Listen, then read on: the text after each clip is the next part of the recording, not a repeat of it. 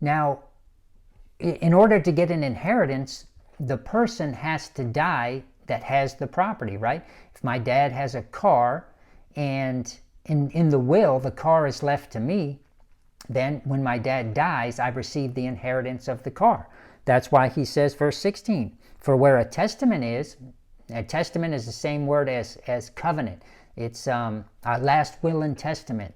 So the first and second covenants are testaments. But now he's talking about that covenant in light of a last will and testament, which is interesting, because in order for something to be a last will and testament, it means what? Somebody's going to die. That's interesting. Who died? Jesus died. So if Jesus died, he left us an inheritance. The inheritance is what is written in the last will and testament. Verse 16, for where a testament is, there must also of necessity be the death of a testator. For a testament is of force after men are dead, otherwise it is of no strength at all while the testator liveth. That's interesting. So when did Jesus fulfill the first covenant? When he rose from the dead. So in dying, Jesus is taking the first covenant that he's about to fulfill by dying, he's going to turn that into a last will and testament, which means what? Jesus is saying, look, I'm the only son on the earth. I have life in my spirit. I can dot every I, cross every T of the law. I can obey everything God the Father commands. I mean, just read Deuteronomy 27 and 28 when it talks about, basically, if you live right, all these blessings are going to follow you. But if you don't, all these curses are going to follow you. Jesus walked that out perfectly. So Jesus was a blessed man of God. He was blessed coming in and blessed going out. Jesus was completely healed in his body, had complete peace. Jesus had every one of his needs met. And then what did he do? So Jesus, with life in his spirit, he fulfilled that whole first covenant. Everything God required of him, he fulfilled it. And then he died.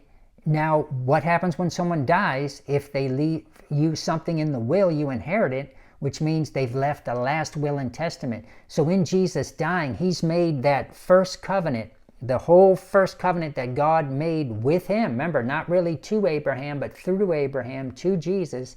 Jesus kept his end. And then he died. He died under the weight of your and I's inability to keep our end of the covenant. This is where he says, verse 15, for the redemption of the transgressions that were under the first testament. So remember, all these Old Testament saints are sinners. Sin is just piling up. They cannot stop from sin, because if you committed a sin, you can look at this in Leviticus, depending on the type of sin and who it was that sinned it, and whether it was a sin of ignorance or not, you offered an animal to spill the blood. And of course, once a year atonement was made for everyone, and then for the temple itself, I guess. I don't quite get, or I'm still learning all that. I do get quite a bit of it. But all that blood of animals is just, again, like you've heard me say before, it's a credit card. It's to have accounted righteousness. God's like, look, I can't make you righteous yet because Jesus isn't in the earth to die and rise again. It's his blood that frees us from sin. So until that day comes, you'll show your faith and believing in that day coming by killing this animal. That's how they stayed saved. That's how Old Testament stayed saved.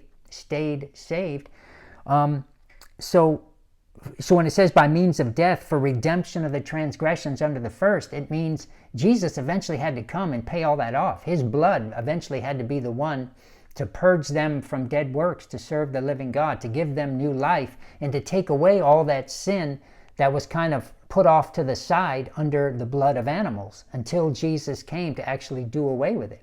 But of course, he didn't just do away with Old Testament sins.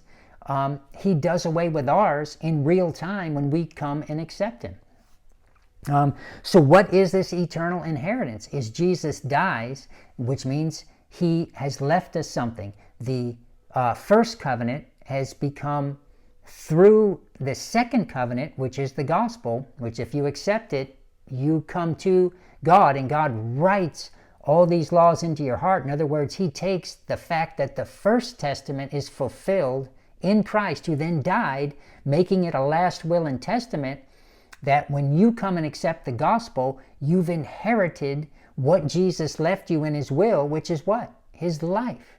He had life and he died, therefore he left you something in his will. What did he leave you in the will? His life that he then rose to be. He died to leave you the inheritance of his life, and then he rose again to be that life in you. So when you accept Christ, you have the same life in your spirit that he has in his. That's why the first and second covenants, they all come together perfectly and then poof, disappear, fulfilled in the fact that you now are born of God.